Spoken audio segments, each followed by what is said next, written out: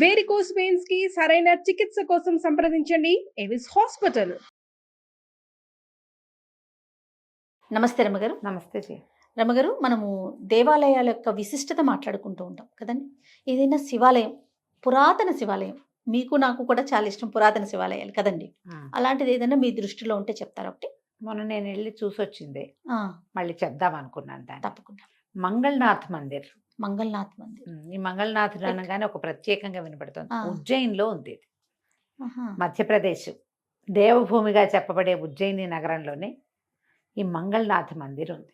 ఇది చాలా ప్రత్యేకమైంది. కుజుడికి, అంగారకుడు, మంగళుడు అని చెప్పబడే ఒక గ్రహానికి స్వంత దేవాలయము. ఆహా. ఆయన అక్కడే పుట్టాడు. ఎక్కడ ఈ మంగళనాథుడి మందిరం ఉందో దానిపైన ఆకాశంలో అంగారక గ్రహం ఉందని చెప్తారు. ఆయన అక్కడే పుట్టాడు. ఓకే.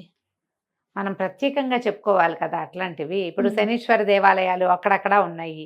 ఆయన అక్కడే పుట్టినట్టు లేడు. అవును. ఈయన ధరణీ గర్భ సంభూతుడు. భూమి మీద పుట్టాడు అంగారకుడు.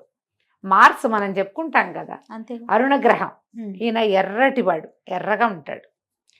పరమేశ్వరుని యొక్క చెమట బిందువు నుంచి పుట్టాడు. అంధకాసురుడు అనే ఒక రాక్షసుడితోటి యుద్ధం చేస్తుంటే ఆ రాక్షసుడి కట్ట దెబ్బలు తగిలితే రక్త బిందువులు ఎన్ని కింద పడితే వాటన్నిటి నుంచి మళ్ళీ పుడతారట రాక్షసులు.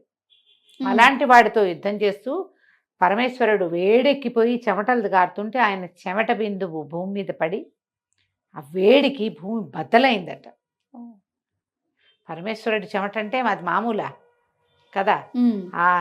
పగిలేసరికి ఆ పగిలిన దాంట్లోంచి ఒక శిశువుగా జన్మించాడు. ఆ చెమట బిందువు ఆ భూగర్భంలో పడి శిశువుగా పరిణమించింది. ఇలాగే పరమేశ్వరుడి నుంచి భూమి మీద పడి రకరకాలుగా అన్ని చోట్లకి మారి పుట్టినవాడు స్కందుడు.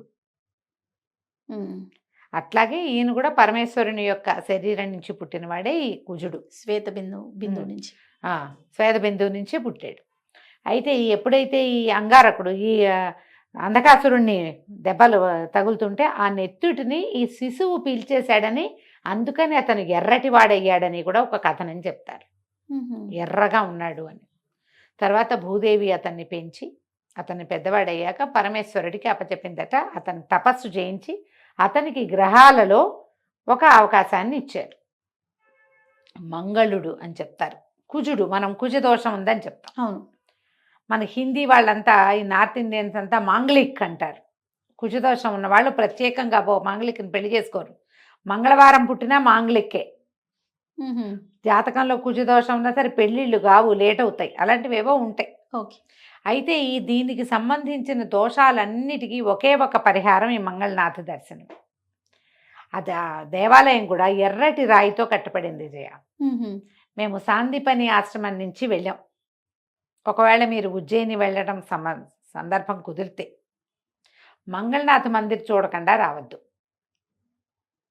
మనం అయ్యవారిని చూస్తాం, అమ్మవారిని చూస్తాం, హరసిద్ధి మాతను చూస్తాం, అక్కడ బడా గణేష్ అని అవన్నీ టెంపుల్స్ ఉన్నాయి.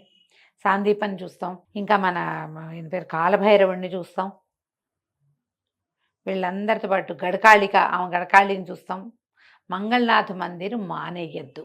తప్పకుండా ఒక్కసారి కనుక మంగళనాథుడిని దర్శిస్తే మన సంతానానికి కూడా కుజదోషం లేకుండా పిల్లలు పుడతారు.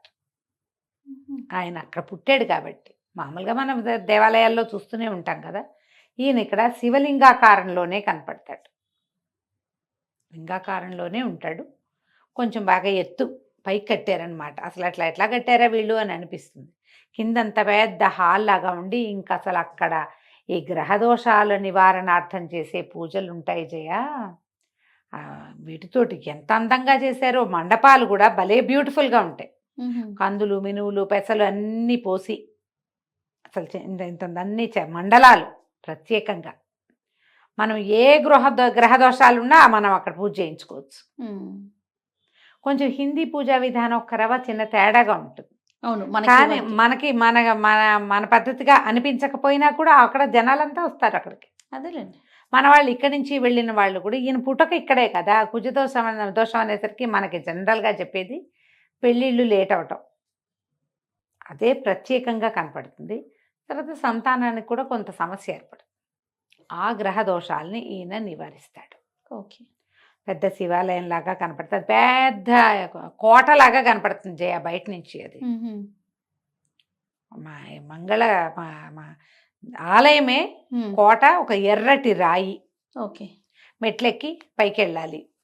పై భాగంలో ఉన్నాడు స్వామి, శివలింగ రూపంలోనే కనిపిస్తాడు. ఒక బంగారు రంగు మేక ఒకటి కనపడుతుంది, బొమ్మ, ఒక విగ్రహం చేయించి పెట్టారు. ఎందుకు మరి మేకను పెట్టారు? ఆయన వాహనమేమోనని అనుకున్నాను నేను. అంగారకుడి వాహనం మేక. ఓకే. ఒక బంగారు రంగు మేక విగ్రహం ఒకటి కనపడుతుంది. ప్రతి వాళ్ళు ఆ మేక దగ్గర ఫోటోలు తీసుకోవటమే. విశేషంగా ఉంది. మీకు అవకాశం ఉంటే కనుక ఇది దర్శనం చేయండి. ఈ మంగళనాథుడిని దర్శిస్తే మనకి ఇంకా ఏమేమి అవుతాయి? భూ సంబంధమైన వ్యవహారాల్లో మనకి ఇబ్బందులు ఏర్పడుతుంటాయి ఒక్కొక్కసారి. కొట్లాట్లు అవుతాయి, చిన్న చిన్న జాగాలు, దానికి 2-3 వారసులు, అలాంటి సమస్యలు ఇక్కడ పరిష్కారం అవుతాయి. అవి ఇక్కడ తీరుతాయి. తర్వాత మన స్థలాలు ఏదైనా కోర్టు కేసుల్లో ఇరుక్కుపోతాయి. మనం ఏదో అని కొనుక్కుంటాం, తీరా అది ఎవరిదో అని తేలుతుంది. మనకు అమ్మినవాడు ఆయన కాదు, ఎవడో అమ్ముతాడు, మూడోవాడు. అలాంటి సమస్యలను కూడా తీరుస్తాడు ఈయన. పెళ్ళికి ఆటంకాలు, వివాహం అయిన తర్వాత భార్యాభర్తలు పెళ్లి లేని వెంటనే విడిపోయే గోలలు కదా, అలాంటి సమస్యలను తీరుస్తాడు. బేసిక్ వివాహ సంబంధమైన అన్ని సమస్యలకి కుజుడే పరిష్కారాన్ని ఇస్తాడు. పైగా ఇక్కడికి వెళ్ళేసరికల్లా మనం ఎక్కడ దేవాలయంలో నిలబడతామో, మనం ఆ ప్రాంగణంలోకి వెళ్తామో, దాని ఉపరితలంలోనే అంతరిక్షంలో కుజుడు ఉంటాడు. అతని రక్షణలోకి వెళ్ళినట్టు మనము అని చెప్పారు అక్కడ. అది అక్కడ ఉందట, అంత ప్రత్యేకంగా కనిపిస్తుంది. ఈ ఉజ్జయిని నగరాన్ని, ఉజ్జయినిని కుజుడి తల్లిగా చెప్తారు. ఎందుకంటే ఈ నగర భూభాగంలోనే పుట్టాడు ఆయన. తర్వాత ఎంతో తపస్సు చేసి గ్రహమండలంలో స్థానం సంపాదించుకున్నాడు. మంగళవారాలు చాలా విశేషంగా చేస్తారు ఇక్కడ. మంగళవారం భయంకరమైన రష్ ఉంటుంది. కానీ మనకి ఏదైనా దోషం ఉంటే ఆ సమయానికి వెళ్ళటం ఏమన్నా మంచిది, ఒకవేళ కుదిరితే కనుక. అది దీనికి సంబంధించింది మనం ఏం చేసుకోవచ్చు అంటే, ఈ కుజుడికి సంబంధించిన శ్లోకం చదువుకోవాలట. అక్కడ చెప్తున్నారు, ధరణి గర్భ సంభూతం అని ఒక ఆయన ఎవరో ఇంకోళ్ళకి చెప్తారన్నమాట. వాళ్ళ ప్రొనౌన్సియేషన్ తేడాగా ఉంటుంది, హిందీ ప్రొనౌన్సియేషన్ తమాషాలు ముక్కలుగా ఉంటుంది. కానీ ఆ శ్లోకాన్ని కనుక రెగ్యులర్గా చేసుకుంటే ఈ పెళ్ళిళ్ళు లేట్ అయ్యే వాళ్ళకి కుజుడి యొక్క అనుగ్రహం లభించి, ఒకవేళ కుజదోషం లేదు కానీ మనకు పెళ్లి లేట్ అవుతుంది ఇంకేదో కారణంతో, వాళ్ళు కూడా ఇది చదువుకోవచ్చు. ఓకే. ఈయన ఒకసారి దర్శనం చేస్తే పెళ్లి విషయంగా ఉన్నటువంటి సమస్యలన్నీ తీరిపోతాయి. ఓకే. దూరమే, మనం ఇక్కడ వెళ్ళటానికి పనిమాల వెళ్ళలేము. ఉజ్జయిని వెళ్ళినప్పుడు చూడండి, మహాకాళ దర్శనం ఎప్పుడు చేస్తామో అప్పుడు మంగళనాథ్ దర్శనం కూడా చేస్తే సరిపోతుంది. అక్కడి నుంచి మట్టి తెచ్చుకుని మన ఇళ్లలో కూడా ఉంచుకుంటారట. వాళ్ళు ఎవరో తీసుకుంటున్నారు. మేము వెళ్ళినప్పుడు ఏం చేస్తారు ఏమిటని అడిగితే ఆటో ఆయన చెప్పాడు, ఈ ఇళ్ళ ప్రాబ్లమ్స్ వస్తాయి కొంతమందికి, ఓకే, ఇళ్ళకి సంబంధించి ఏదో కట్టేసుకుంటారు, ఆ ఇల్లు పడగొట్టేస్తారు. ఇప్పుడు హైడ్రా లేదా మనం చూస్తున్నాం కదా, అలాంటి ప్రాబ్లమ్స్ రాకుండా ఉంటాయని ఇక్కడి నుంచి మట్టి తీసుకెళ్తారు. ఆయన ఇక్కడ పుట్టాడు కాబట్టి ప్రాబ్లమ్స్ రాకుండా ఉంటాయి, దిష్టి తగలకుండా ఉంటుంది, జనఘోష నివారింపబడుతుంది అని చెప్పాడనమాట.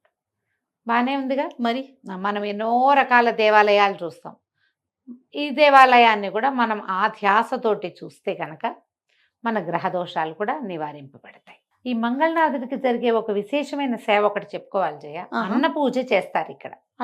మామూలుగా మనం అభిషేకాలు చాలా రకాలు చేస్తాం. ఏం చేస్తారు, మామూలు నీళ్ళ అభిషేకం కాకుండా, జలంతో కాకుండా పంచామృతాభిషేకం చేస్తారు, భస్మాభిషేకం విశేషం, పంచదారతోటి అభిషేకం చేస్తారు, అలాగే అన్నాభిషేకం చేస్తారు. ఇక్కడ అన్న పూజే చాలా విశేషంగా ఉంటుంది. అయితే ఇంకోటి ఏం చేస్తారంటే, పెరుగన్నం కలిపి పెరుగన్నాన్ని శివలింగానికి పట్టిస్తారు. కుజగ్రహ శాంతికి చేస్తారట. కుజగ్రహ శాంతి కోసం చేస్తారు. విశేషంగా అనిపిస్తుంది. ఎరుపు కదా, వేడి, అందుకని ఆయనకి అన్నము మంచిదే, పెరుగన్నం కూడా మంచిదే. ఆ పెరుగన్నాన్ని పట్టించి చేసే పూజ కనుక చేయించుకుంటే ఈ గ్రహదోషాలు పూర్తిగా కుజ దోషం అనేది వంశాల్లోనే ఉండదట, వాళ్ళ వంశానికే ఉండకుండా అవుతుందని చెప్తారు. మనం ఇక్కడ కూడా అందుకని మన వాళ్ళు ఏం చెప్తారంటే జయ, ఈ కుజదోషం ఉన్న వాళ్ళని పెరుగున్నం పంచిపెట్టమంటారు. అవును, నీకు గుర్తుంది కదా, అవును పెరుగన్నం కదా. పొట్లాలు కట్టి పంపించు పంచమంటాం. ఉంటారు. పిల్లలకి పెళ్ళిళ్ళు కావట్లేదు అంటే మనకి ఈ ఉజ్జయిని ప్రాంతాల్లో కూడా పెరుగునే దానం చేస్తారు. దది భాండం కుండ, పెరుగు కుండ, ని దానం చేస్తాను. దాన్ని దానం చేయమంటారు. కుజగ్రహానికి యొక్క అనుగ్రహం లభిస్తుంది. ఇక్కడైతే ప్రత్యేకంగా అన్న పూజ చాలా విశేషం. ఓకే. అసలే ఆయన అలంకార ప్రియుడు, అభిషేక ప్రియుడు కదండి శివుడు. అవును, మిగతా అభిషేకాలతో పాటుగా పెరుగుతో అనేది చాలా చాలా విశేషం కాబట్టి విశేషం. మామూలు పంచామృతాల్లో మనకు చేస్తారు, తెలుసు. ఈ పూజ అన్నంతో కలిపి చేయటమే ఇక్కడ విశేషంగా కనపడుతుంది. రైట్ రామ్ గారు, నమస్తే. నమస్తే జయ.